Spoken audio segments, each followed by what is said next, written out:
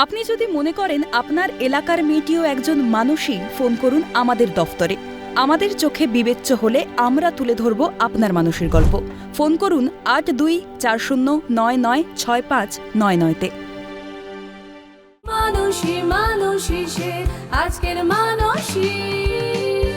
নমস্কার, দেখছেন আজকের মানুষই, আমি পায়েল। আজ এসেছি বাগনান এলাকার কল্যাণপুর গ্রামে, এবং এই যে রাস্তা, এটা যেখানে শেষ হচ্ছে সেখানে থাকেন একজন মা, যিনি আজকে আমাদের পর্বের মানুষই। এবং সেই মা যে সন্তানের জন্মের আগেই বিতাড়িত হয়েছে স্বামীর ঘর থেকে, এবং বর্তমানে কিভাবে হাড়ভাগা পরিশ্রম করে সেই ছেলেকে তিলে তিলে মানুষ করে তুলছে, তাই জানবো আজকে। অভাব তো ছিলই, বিশ্বাসটুকু রইল না সংসারে। স্বামীর দ্বিতীয় সম্পর্ক মানতে পারলেন না আমাদের মানুষই। ছেলেকে নিয়ে পাড়ি দিলেন জীবনের উত্তাল সমুদ্রে। পারতেন নিজের জীবন গুছিয়ে নিতে, কিন্তু পারলেন না। তিনি যে মা। বিয়ের 3 বছর পর যখন আপনি জানতে পারলেন আপনি গর্ভবতী, কতখানি আনন্দটাই না হয়েছিল আপনার। আর সেই সময় আপনার পাশে সবচেয়ে বেশি জায়গা দরকার ছিল আপনার স্বামী, সেই তখন এরকম একটা কাজ করল। কেমন, মানে কি অবস্থা ছিল তখন আপনার? তখন আমার খুবই কষ্ট হয় যে আমি গর্ভবতী, মানে আমার কত আশা যে একটা বাচ্চা হবে, বাচ্চাকে নিয়ে বাম্মা সবাই আনন্দের সাথে দিন কাটাবে। একটা ছেলে তার বাপের কাছে যতটা আনন্দ হয় মা বাপের কাছে, সেখান দিয়ে যদি তার বাপ ছাড়া হয়ে যায় এই বয়সে, তাহলে মা কত কষ্ট করবে ছেলের প্রতি।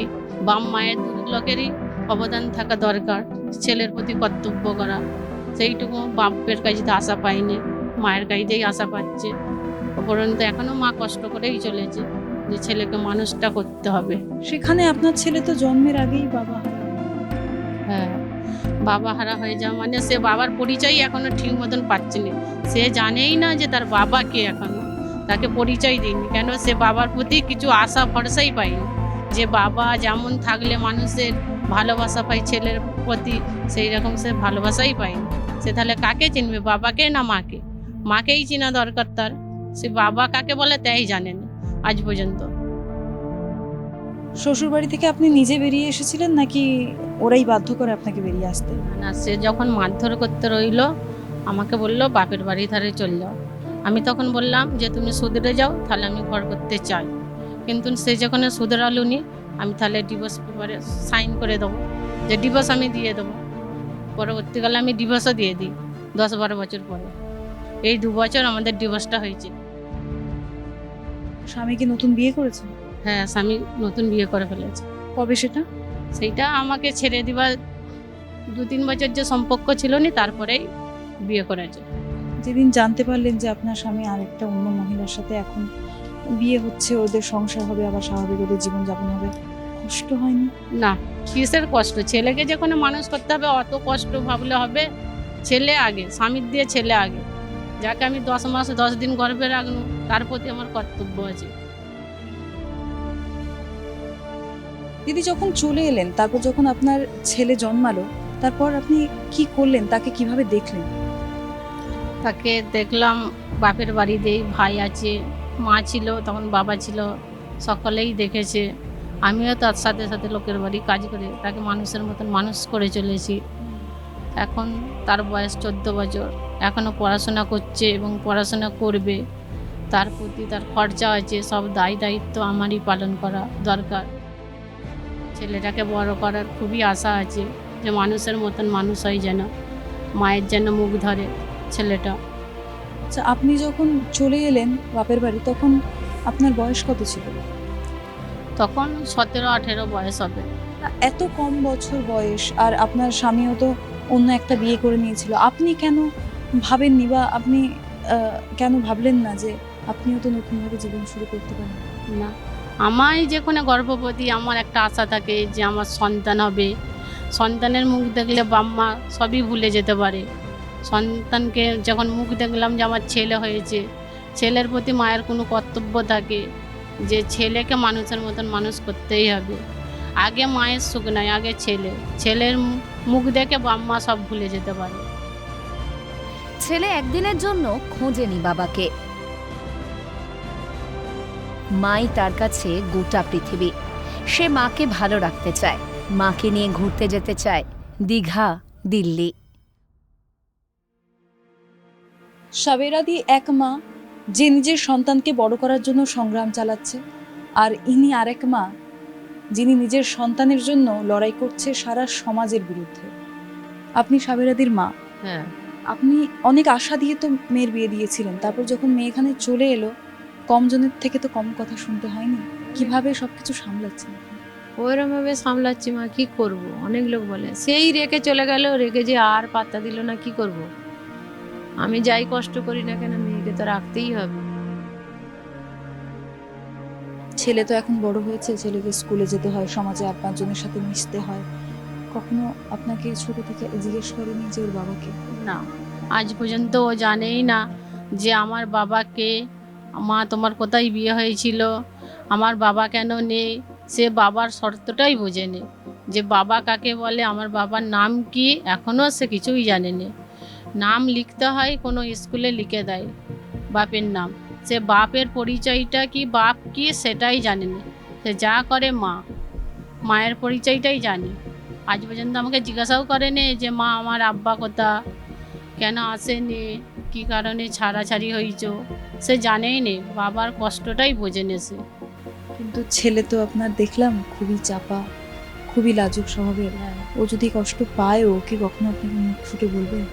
না, ও কষ্ট কিছুর পায়নি। আমি যতক্ষণ মা আছি, আমি সব সময় ওর হাতে সব, যেটাই বায়না করুক না কেন, কষ্ট সৃষ্ট করে হলেও ওকে বলি, যার বাপ নেই মা আছে, মাই তার সব কিছু, মায়ের কাছেই আশা ছেলেদের।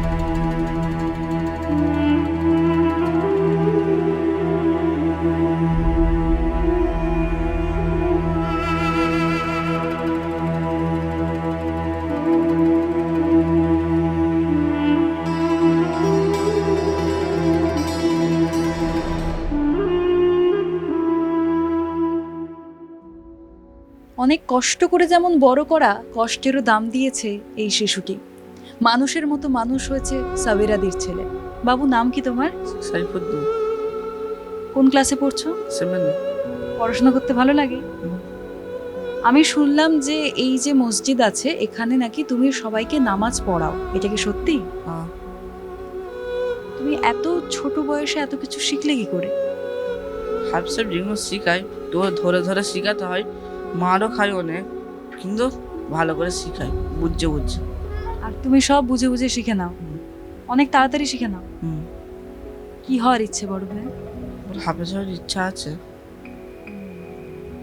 আর মা তোমার জন্য কতটা কষ্ট করছে তুমি দেখো, মানে বুঝতে পারো। হুম। বড় হয়ে তুমি মাকে কোন জায়গায় দেখতে চাও? আমাকে বড় অন্য জায়গায় যেতে হয়। তুমি বড় হয়ে মাকে কোথায় নিয়ে যেতে চাও? যেমন দিল্লি, অন্য জায়গায় দীঘা ঘুরতে হচ্ছে।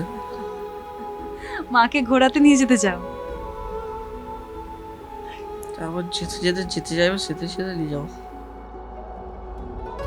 অভাগিনী মা ছেলেকে আগলে রাখেন বুকে রোম দিয়ে, শাসন করেন, ভালোবাসেন, চান ভবিষ্যতে ছেলে মানুষের মতো মানুষ হোক।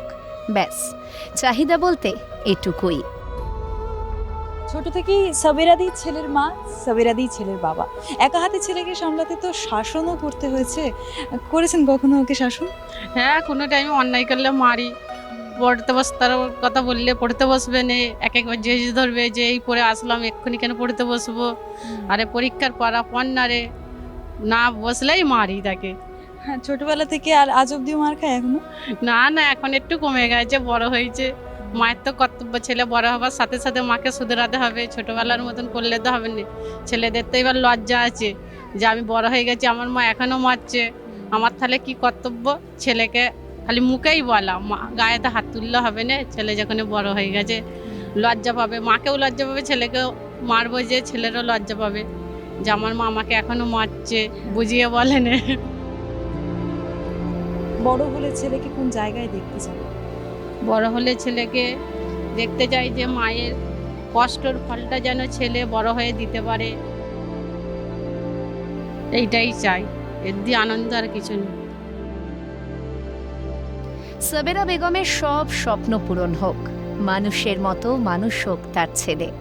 গোটা জীবনের না মেলা অঙ্কগুলি মিলে যাক শেষ পর্যন্ত। দেখলেন এক মায়ের লড়াইয়ের গল্প। তার সন্তানকে মানুষ করার জন্য যে সব কিছু করতে পারে।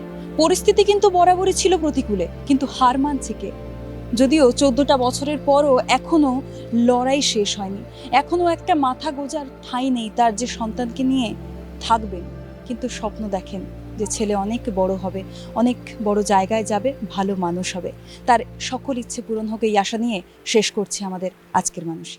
মানুষই মানুষই সে আজকের মানুষই। আপনি যদি মনে করেন আপনার এলাকার মেয়েটিও একজন মানুষই, ফোন করুন আমাদের দফতরে।